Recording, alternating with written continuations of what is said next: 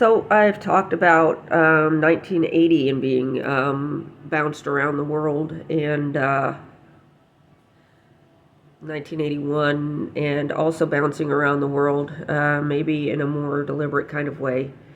So in 1980, it was the first time I was face to face, maybe first and last time, maybe probably not the last time I was ever face to face with my actual biological father. And I believe that my Lama brought me to see him in order to consolidate some things. We talk about the Chakravartin being the center, different kings and their hierarchies. And then we talk about Anne Rice.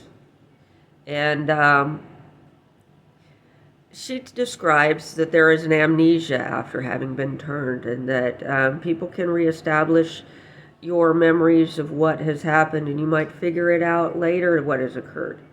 As far as the all-consuming hunger goes, I think that's a very primitive kind of thing, because the hierarchies are more established and you can become dependent on your superior, who would manage the situation. And of course, if you get refused, somehow fall out with your superior, as Thoth did, you might be put in a dreamless sleep for a very long time, and then awakened by someone else, and then used up or something. And that would set the circumstances in terms of why you might not be able to progress down through the visualizations, to establish things through blurry visualizations.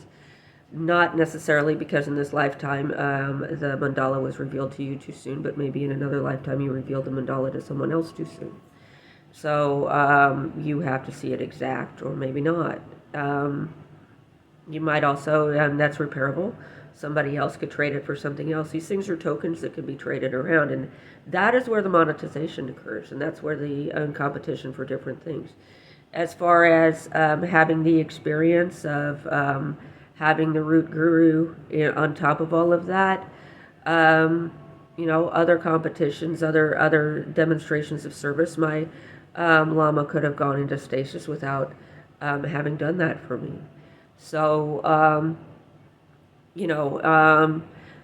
the transfer of behaviors, the transfer of mannerisms, all of these things have to do with the interconnectedness of the 5 elements flowing through our bodies, the hierarchy of who's in the center of the mandala, where you stand in the mandala, whether you're on the outside or the inside of the palace, whether you're in the charnel ground, and how you deal with charnel ground beings, and all of those things, what door you come in through.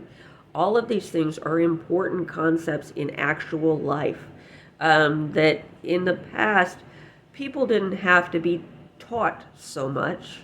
And even now, I don't think that we really need to teach people anything but the importance of honesty. And as you become more and more honest, you start to admit that I am not really interested in Buddhism. I was sent here by the Jesuit who talked to me when I was in the children's home. And so that's where it becomes significant that I came into this world because a Lama, a guru, arranged for it from the gametes of people who were in his debt.